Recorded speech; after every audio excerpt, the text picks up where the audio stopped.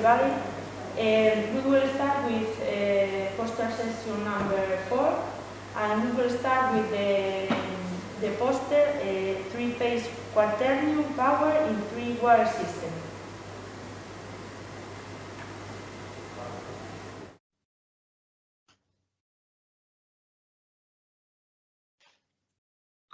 Hi everyone, my name is André Seik and I'm here to present my work, 3-phase Quaternion Power in 3-wire systems. A framework based on Quaternion seems to be promised for analysis of several problems in power systems and has already produced some interesting results. In this work, we studied the Quaternion power for a general load in delta configuration. We will be analyzing a balanced load and an unbalanced load. Quaternions can be defined as described in this equation, where R, X, Y, and Z are real numbers, Q1, Q2, and Q3 are basic quaternions, and 4, along with 1, the orthonormal basis of the hypercomplex space. The product of two quaternions is non-commutative. This table represents the product of basic quaternions. The product of Q1 if Q2, for example, is Q3, but the product of Q2 with Q1 is minus Q3. All the other combinations can be observed in the table. Final balance voltage can be defined by this equation, where VA, VB, and VC are balanced voltages in time domain. Analogously, the three-phase current quaternion is defined by this equation, where IA, IB, and IC are line currents flowing through phases A, B, and C, respectively. The power quaternion is defined by the product of the tension quaternion with the conjugated of the current quaternion. Now I will be presenting the quaternion power of a three-phase balanced delta load, described by its phase-to-phase admittances. The quaternion power of the balanced delta load is defined by this equation, where N is a unitary quaternion. The expression of the quaternion power is equivalent to the expression obtained for the complex power of this load, changing the imaginary unit J for the unitary quaternion N. Now we will be analyzing a three-phase unbalanced delta load, defined by its phase-to-phase admittance as well. The power quaternion of this load can be written as this equation, where the varying time terms are described here.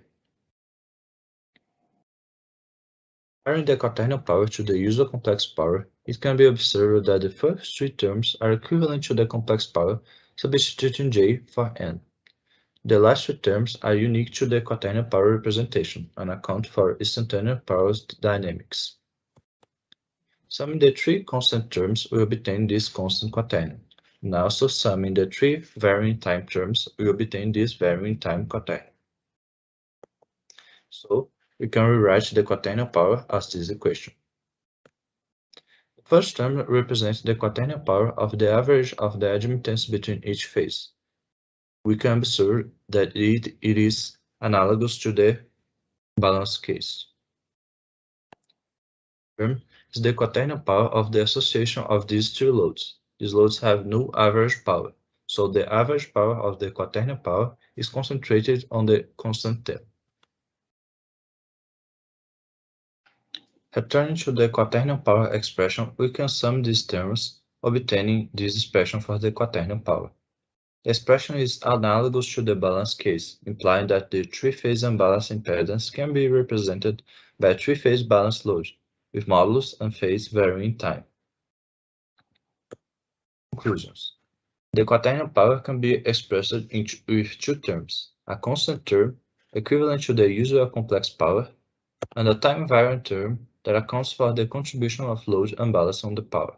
This second term can be used as a measure of the load unbalance level, since Y omega is constant. An unbalanced delta load can be decomposed in terms of a balanced load and an unbalanced load with no average power. This unbalanced load can be obtained by the association of these three loads. An unbalanced delta load can be represented as a time-varying balanced load, as we observed from the last equation of this work. These are the reference Thank you for your attention, and if you have any doubt, I will be glad to answer.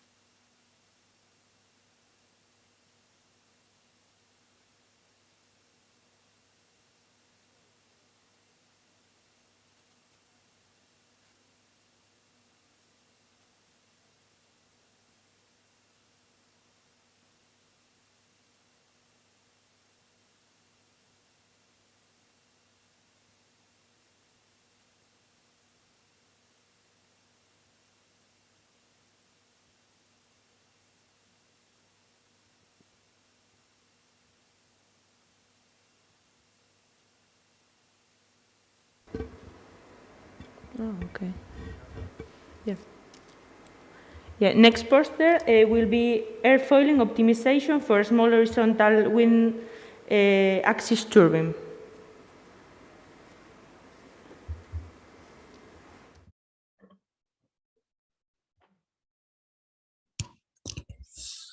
Hello, my name is Cristian Leonardo Pavon Rojas, and I would like to comment on the work entitled Airfoil Optimization for Small Horizontal Axis Wind Turbine.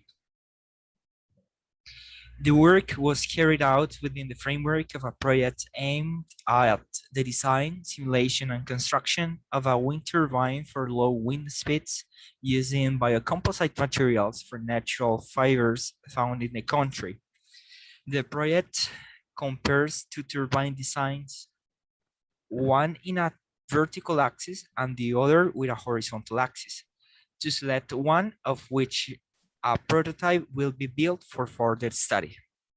This project is part of Seneca, which is the Alliance for Energy Sustainability in Colombia that seeks to diversify the country's energy sources, strengthen the transportation and industrial sector, and mitigate the effects of global warming. The objective of this work is to try to impact the areas that do not belong to the interconnected zone, which in Colombia are about 50% of the territory. These areas are difficult to access. For that reason, the communities do not have access to many sources of electricity. In particular, we want to use wind energy since by 2017, only 0.4% of the wind potential of the country have been used, and that is distributed through the country in very usable winds in the north of the country, but in the continental zone, it doesn't exist 7 meters per second. The design of a small-scale turbine, a microturbine, is intended to be simple to build, easy to transport and install, as well as easy to maintain if necessary. Also for these areas of difficult access to be used to cover part of the energy needed for devices or tools in use in remote areas. Okay. Taking into account these aspects, the operating conditions for which the turbine is being designed is that it can work with a wind speed of 4 meters per second.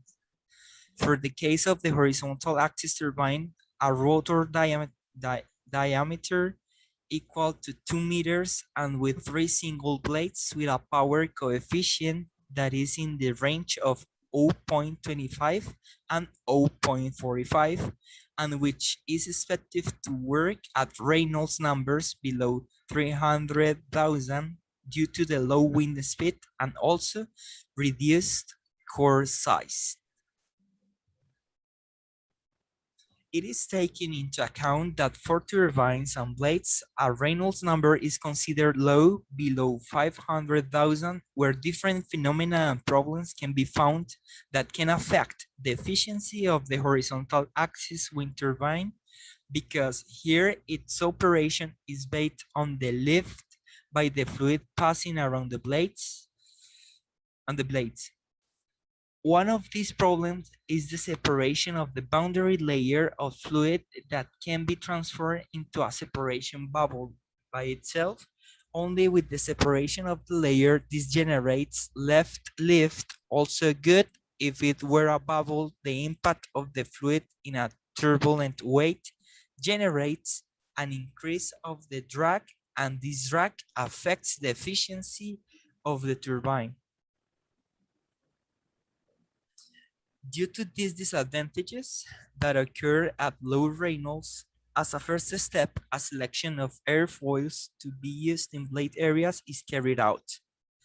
From this first analysis, the airfoils of the SG64X family were selected. More specifically, the SG6043 and SG6040 airfoils. The SG6043 was selected for the middle zone and the zone near the blade tip, which showed more aerodynamic conditions, and the other one for the root zone with a greater thickness to support the structural load. It should be noted that in this comparison and this selection, airfoils that were designed for Reynolds numbers below 500,000 were chosen, as is the case of this family of airfoils that was designed for Reynolds numbers between 100,000 and 500,000. Below, we can see the comparison curves. On the left side, there is a comparative graph for the airfoils intended for the mid-blade area, where for a Reynolds numbers of 100,000 was compared the relationship between the lift and drag coefficient versus the angle of attack. There is found that the airfoil with the highest curve was the BW3, followed by the SG6043, which was selected at the end because its curve didn't have so abrupt changes between each degree of the angle of attack, and may be advantages for possible changes in wind speed suffered by the turbine. On the right side, where we can see the comparison curves for a Reynolds of 50,000 of the airfoils that were being evaluated for the root zone, it can be seen that there is not much difference between the different airfoils, which leads us to select the SG6040 airfoil for its relation with the SG6043 airfoil. Since being of the same family, their geometries are not very different. As a tool for the evaluation of the different airfoils, the Xfoil software was used, where the Reynolds numbers was taken into account as a parameter for the analysis. Okay, let's go to the next. Once the airfoils were selected, the process of optimizing the selected airfoils began. The objective of the selection was to have a more promising starting point than to start generation an airfoil completely from scratch.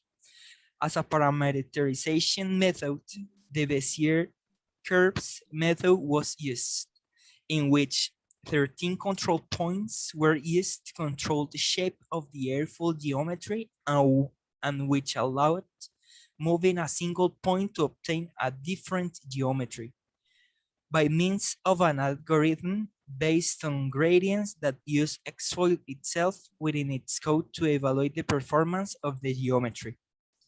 Everything was an interactive process with which the modified airfoils that will be part of the wind turbine blades were obtained.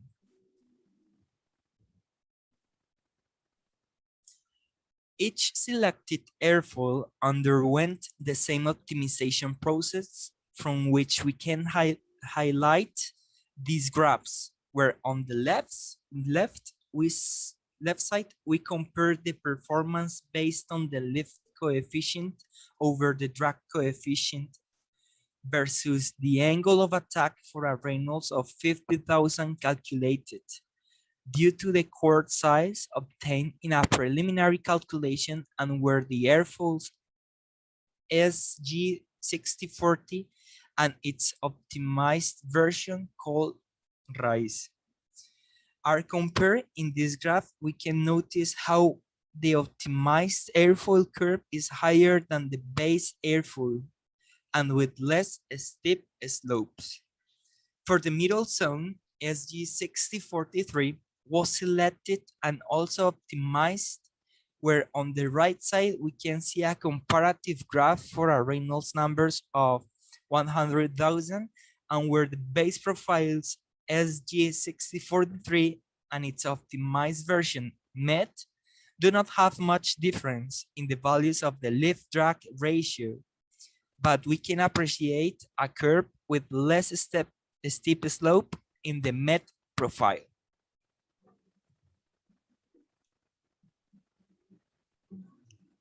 Moving on, I must say that from these obtained airfoils called RAIS and MET, the calculation of the values for the chord and pitch angle along the blade is performed. The graphs that we can detail on the right side of the slide show that the chord sizes near the root reach values close to 15 centimeters and at the tip reach just over 2 centimeters. The method used to calculate the geometry of the blades is the BEM method, or blade element momentum theory.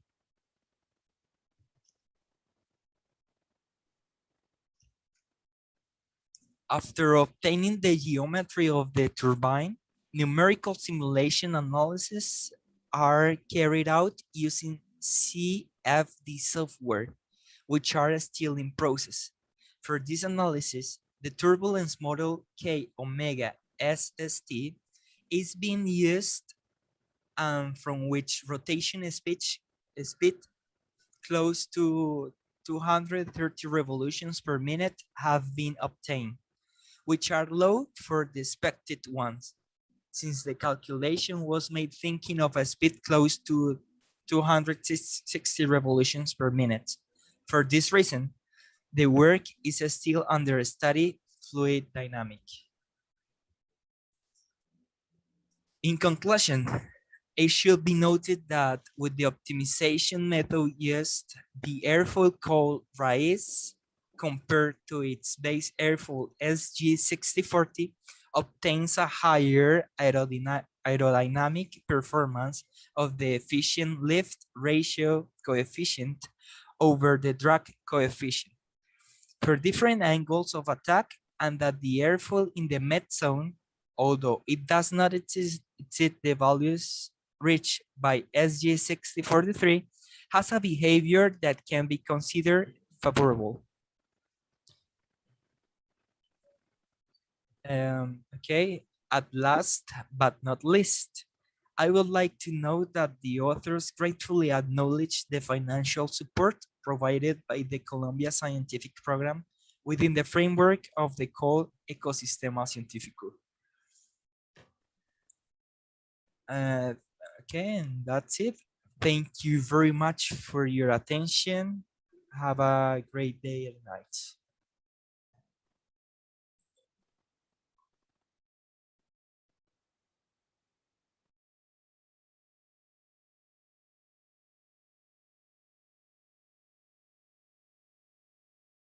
Framework of the whole ecosistema científico. Okay, that's it. Thank you very much for your attention.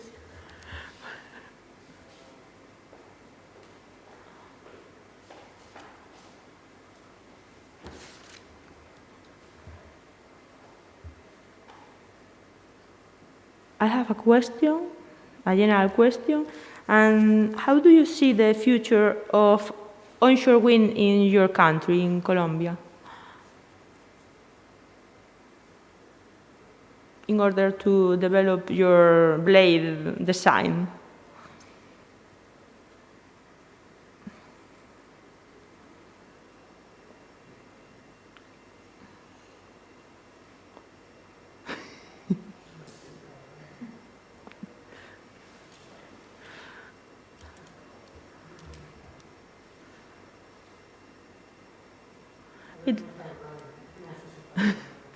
It doesn't matter. We will continue with the next poster, that is the automatic detection of voltage notches using a support vector machine.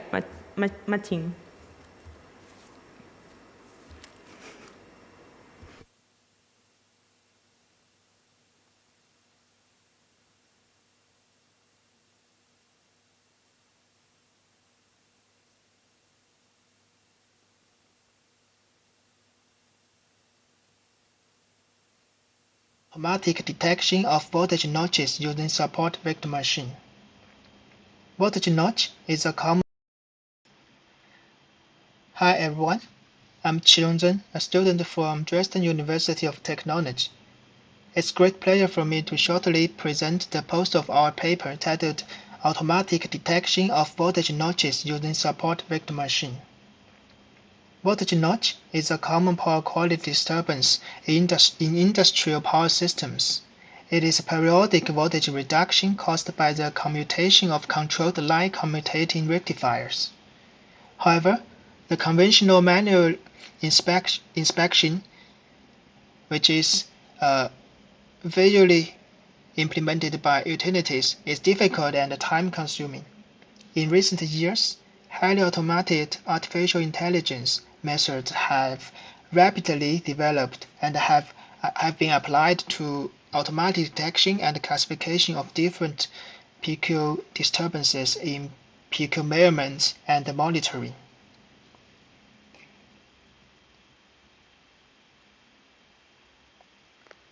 The main task of this work is develop an automatic method for notch detection and classification. There are four main objectives. First is development of a nonlinear SVM-based framework for analysis and detection. Then, the conduction of systematic simulations for different PQ disturbances for comprehensive data generation. The third is the development of an efficient method for automatic notch detection. And finally, classification of notch from other PQ disturbances.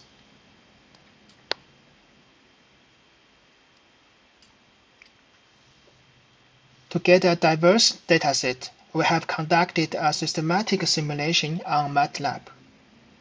5 types of PQ disturbances are simulated, considering their characteristics and frequency of occurrence in power system. And for notches, 3 types of notch sources and 4 groups of influencing factors or components were considered. Additionally, 71 examples of notch from field measurements were added in the dataset. Finally, 1,311 samples of PQ disturbances were generated as dataset for machine learning. This figure is an example for the simulation data. The first is a waveform of notches from a snubber circuit, and the second figure is notches with capacitor banks. We can say they are much different from each other.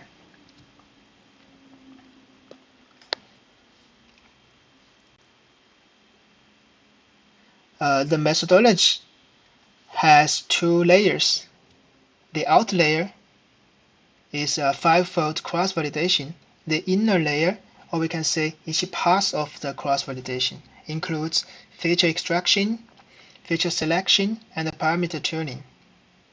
14 features were extracted from the original time series data and the deviation time series data. The deviation time series is created by subtracting the fundamental wave from the original time series. The 2 types of time series were firstly transformed by probability density function, phase reconstruction, and fast Fourier transform. And then features were extracted from the transformed data. For feature selection, we applied decision tree. and the hyperparameter tuning was implemented by grid search. As mentioned, the outer layer of the methodology is a five-fold cross-validation. After that, the optima features and SVM model were selected. The optima features are the 23rd harmonic, the total harmonic distortion, and the damper entropy. The selected SVM classifier has achieved an accuracy of 98.5% for the validation data.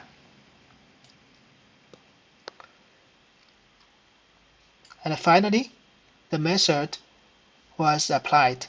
It has achieved a total accuracy of 99.2% for the testing data. Among all the samples in testing data, only 3 non-notch and 2 notch samples were misclassified. When we look one step further into the misclassified samples, we found that the misclassified non-notches are swells with accompanying impulsive transient of capacitor bank, and the misclassified notches are from M3 rectifiers whose depth is lower compared to correctly classified notches. As can be seen in this figure, in the feature space, the points of misclassified samples located in the overlapping area. This paper proposes a comprehensive framework for simulation of notching phenomena and automatic detection based on nonlinear SVM classifier. According to the results of the method performance, the feature extraction based on both domain knowledge and time series properties, together with the feature selection algorithm, such as decision tree, can highly reduce the feature vectors, decreasing the risk of overfitting and at the same time saving considerable memory space and computation time. Furthermore, the constructed classifier can classify notch and non-notch waveforms with high accuracy of 99.2%. In the future work, several potential improvements can be done for the notch detection and classification, for example, localization of notch source and application of a multi-class SVM to a more diverse database of PQ disturbances. That's all for my report. Thanks for your attention, and I'm happy for any questions.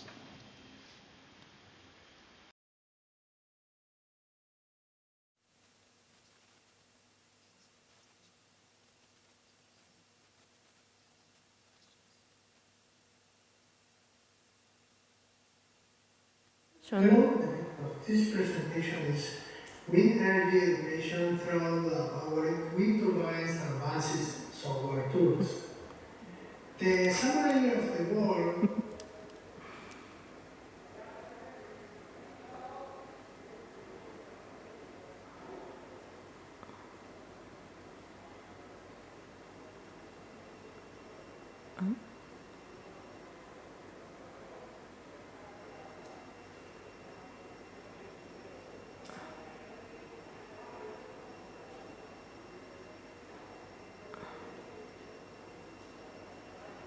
Questions of the previous paper? No? The next poster will be wind energy education through low power wind turbines and advanced software tools.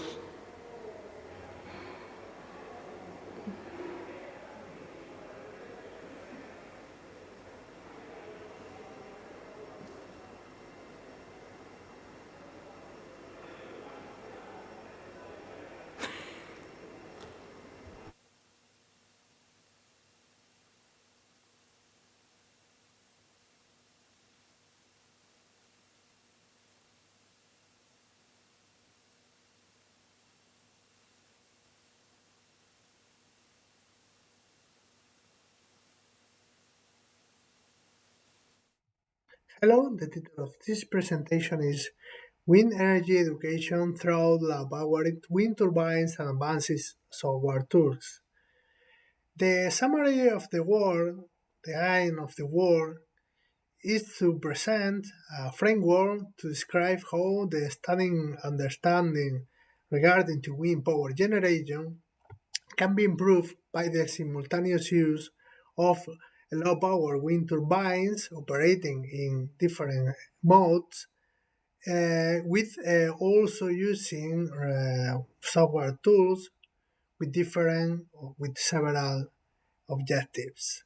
The motivation of this study comes from the fact of the energy is a critical issue for economical development of all the countries around the world, and the fast increase of the renewable energy sources in the generation of electrical energy.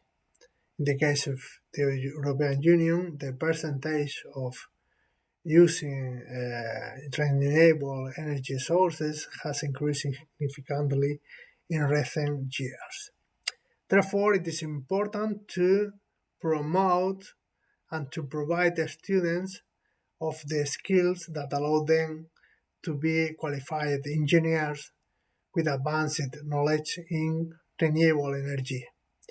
With this aim, it is proposed a framework in which the students will know and will understand how the wind resource is assessed, how the components of the wind turbines can be designed, how the wind turbine conversion and control can be managed, how to integrate the wind turbines in microgrids, how to select wind turbines in wind farms, and how the wind farms layout can be designed.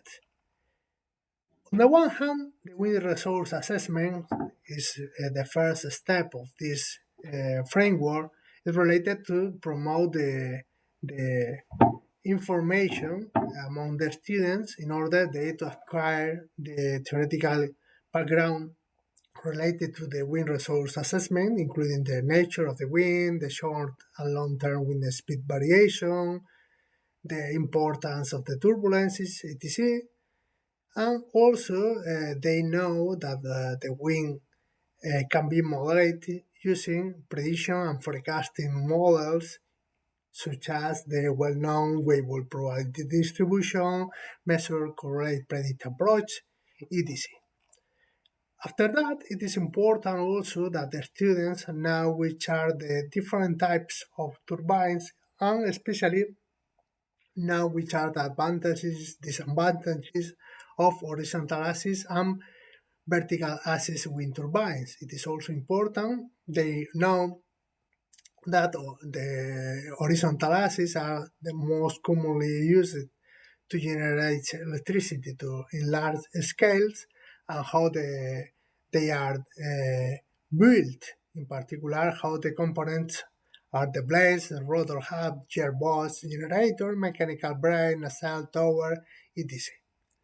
Then with this theoretical background, the students are prepared to work with modular trainers in the laboratory. In particular, we have used two models manufactured by De Lorenzo, which is an Italian company that is specialized in the fabrication of modular trainers.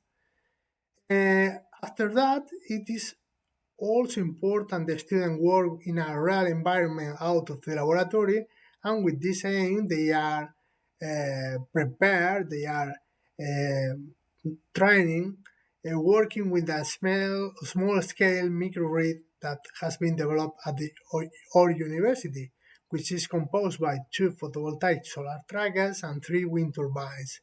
Then they can observe how the wind turbines are located in our installation at the university, and the scheme in which the electrical energy generated in those wind turbines can provide electrical energy for different loads, of course using batteries and power electronics. Finally, it is also important to promote the seat insulation and the wind turbine installation, and in order they know how to select a given turbine in a given installation and how to locate them in the plane. With the same system advisor model and the free demo version of wind farm are used, then on overall the student will know which is the background, which is the theoretical background wind turbines, how to work with them in a laboratory, how is the operation of the wind turbines in a real environment, how they can provide electrical energy for a microgrid, and finally, how they should be located in a wind farm in order to increase the power generation. Thank you very much for your attention.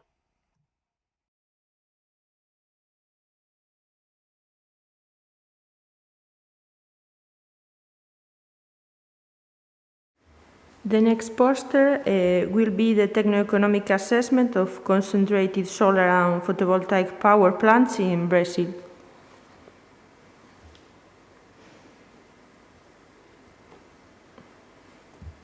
And this is the presentation of my paper, Technical Economic Assessment of Concentrated Solar and Photovoltaic Power Plants in Brazil. This is an overview of my poster.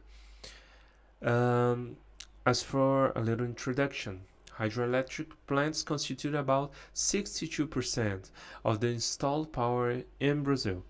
There is risks associated with that, mainly due to the high dependence on rain cycles, right? So, an hydro crisis, for example, could prove catastrophic to our electricity network in Brazil. And this has happened in the past. So how can we avoid this? Solar power could prove an interesting solution to that, mainly due to the high solar irradiance levels here in Brazil.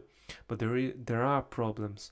The main problems are high costs. It's very expensive, the solar technology overall, and the lack of incentives here in Brazil, as there are not enough viability studies here. The decision makers cannot know the benefits of the CSP technology, and cannot know the difficulties in implementing these solutions here. And there is no way to attract investors with these limitations if we do not know how these technologies work. So in this study, to propose a little answer to these problems, 4 CSP technologies are contemplated: solar tower, parabolic through collector, linear Fresnel reflectors, and a de-Stirling system. A large-scale photovoltaic plant is also studied. All of them have the same size, 100 megawatts. As for the methodology, it's divided in 2 parts. The first part, highlighted in red, consists into the validation of input data. Since there are no CSP plants to study here in Brazil, it is crucial to obtain this data elsewhere. But where would I obtain it? There are technical reports on other countries, papers that have analyzed the CSP technology, and all of this can be integrated and simulated using the System Advisor model software. Well, with this in mind, after validating this data, that is, I must generate the same results as the references. If this is possible, then the technology, the input data is considered validated. After validation, there is the second phase highlighted in green, the technical and economical analysis of the validated plant. Four main indicators are used in this, especially in the economic viability assessment. The net present value, the levelized cost of energy, payback time, and modified internal rate of return. As for the results, they are divided in two categories as well: the technical performance and economic performance. As for the technical performance, well, it can be noted from the table 1 that ST solar tower plant has the overall best technical performance. It generates more energy and has a higher capacity factor than the other plant studies. But it comes with a cost. It requires a large area in order to operate. So the DS systems, for example, they cannot generate much energy, but they have a high efficiency, right? This is expected, mostly because of the tracking systems utilized in this technology. As for the PTC and LFR technology, they have a similar performance in terms of energy production, but the PTC requires a larger area. So if area is a parameter in question, this should be considered in the analysis. As for the economic performance, it is important to note the CSP technology is not viable in Brazilian territory. The NPV is negative, is very low, in fact, and the rate of return, the internal rate of return, is much lower than the expected discount rate of roughly 7%. The payback is very high, much higher than the plant's lifetime. But the PV systems have a fairly good performance, right? The investment in this case would not be advised, right?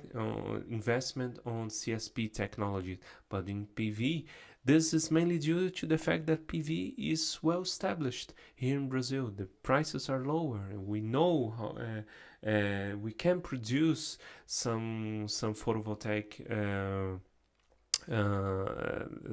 We can work with silicon and etc. So it reduces prices, right? Considering this scenario of economic unviability, a sensitivity analysis was proposed. What does it do? It must the sensitivity analysis studies how certain parameters influence on the economic viability, mainly the economic indicators, NPV, levelized cost of energy, etc. So, two parameters were considered in this study: the energy selling price, right, the auction prices, and the installation costs. Here, the picture shows the variation of the energy selling price in the x-axis, and how does the NPV fares in comparison, right? How does the NPV reacts to that? And there is a highlight here. The red dotted line shows the point of economic viability. If the NPV is higher than 0, then the system is considered viable. Note that for the DS system, the DS plant, the price should be much higher than the others, right? This is why is that? Is because it doesn't generate enough energy to compensate for the costs. The internal rate of return is also analyzed here, and it has a similar performance to the NPV, right? The energy selling price is an important factor and should be considered, especially on the early phases of implementation of CSP technology. The last picture shows that the NPV sensitivity to variation on the installation costs, right? And there is the same problem of the DS system. It has not a very good performance compared to the others, but it should be noted that installation costs have significant impact on all of the variables. Now, considering the data acquired, considering the sensitivity analysis, a last question is asked: could CSP technology be viable one day here in Brazil? What is if some conditions were met? Could it be viable? This is the optimistic scenario proposed in this study. Well, considering a cost reduction of 50% on all CSP technologies, an average energy price of $88, and reduction of 50% on the electricity transmission tariff, there are good results. All of the CSP technologies benefit from that. The NPV now is positive for all of them, and it is fairly high.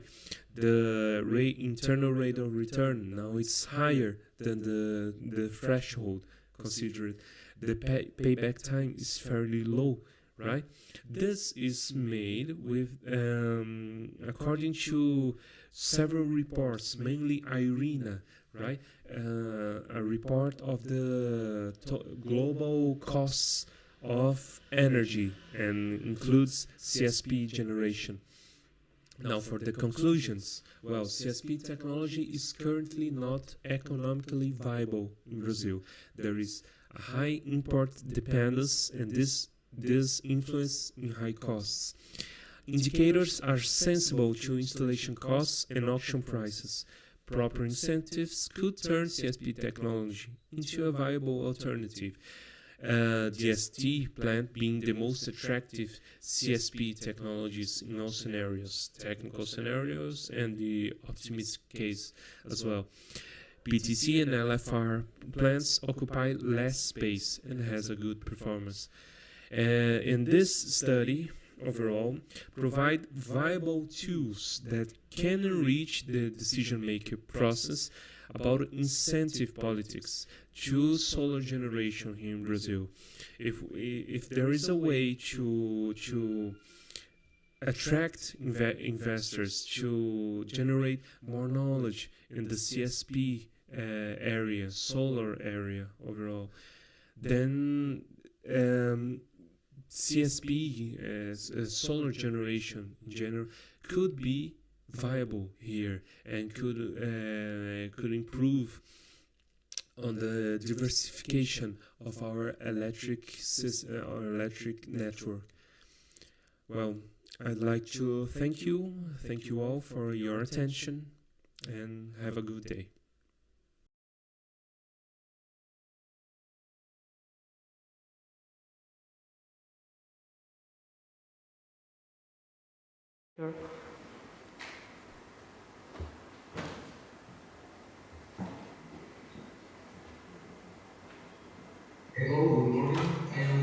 Hello, good morning. I am David Larra from the University of Extremadura in Spain, and I am going to present the work Design Factors in Concentrating Solar Power Plants for Industrial Steam Generation. Concentrating solar energy can become a viable renewable alternative to the use of fossil fuels for steam production. However, there are few studies focused on the integration of these systems in existing industries. In this work, the main alternatives available and design parameters were studied and applied to a steam production prototype. The main factors affecting the design process were classified in technological parameters, which include the solar technology used, the steam generation system, and the heat transfer fluid, and also parameters linked to the selected location, such as direct radiation, the industry's thermal energy demand, the available space, shadows cast by nearby elements, and other environmental conditions. The first of the technological parameters is the solar technology used to concentrate radiation. Linear focus systems are suitable for medium temperature uses, and linear Fresnel collectors have some technical and economic advantages over parabolic draft collectors, such as their simpler structure and their lower cost, which compensates for the worse optical performance. In terms of the steam generation system, the best option in industries with low pressure needs would be an indirect system, mainly because the phase change will take place in the exchanger between the primary and secondary circuits, so the steam production will be more stable and easier to control, and there will be no problem keeping the primary pressurized to prevent vaporization. And finally, the heat transfer fluid. Using water has some advantages, such as its safety and lower cost, but thermal oils will be the best choice if work pressures are high. Related to the selected location, we have the direct radiation, so accurate meteorological data must be collected. The thermal energy demand coverage and seasonality will affect the project profitability. It will be difficult to size the plant to cover the steam needs, as cost and line availability will be the most limiting factors. Besides, the selected collector size and the available space will determine the solar field orientation and the total number of modules, which will be used to calculate the temperature gradient and the flow rate.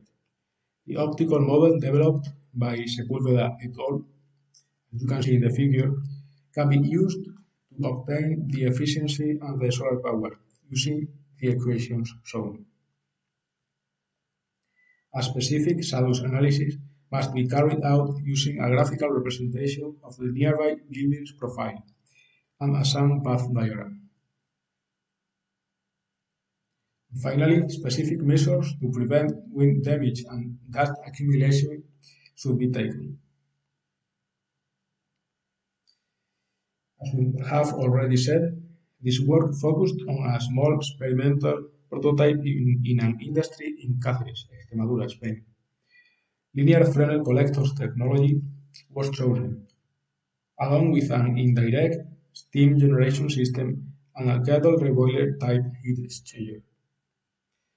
Water can be used as heat transfer fluid as work pressures are low. The available land led to a total number of 4 collectors and an orientation of 135 degrees to the south. These values and the analysis of radiation losses and efficiency provided a nominal power of 56.54 kilowatts. Shadows will not be a significant problem as shown in the figure, because they will only affect at moments with low radiation levels. Finally, as a conclusion, the main factors related to the design of concentrating solar plants have been applied to a real case. Fresnel technology meets the needs of industry, is easy to control and cost effective. Indirect steam systems and water as heat transfer fluid are advisable.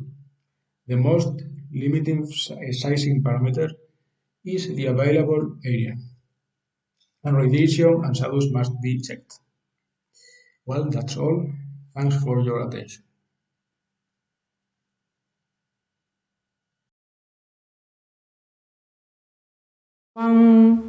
So we finished the poster session before.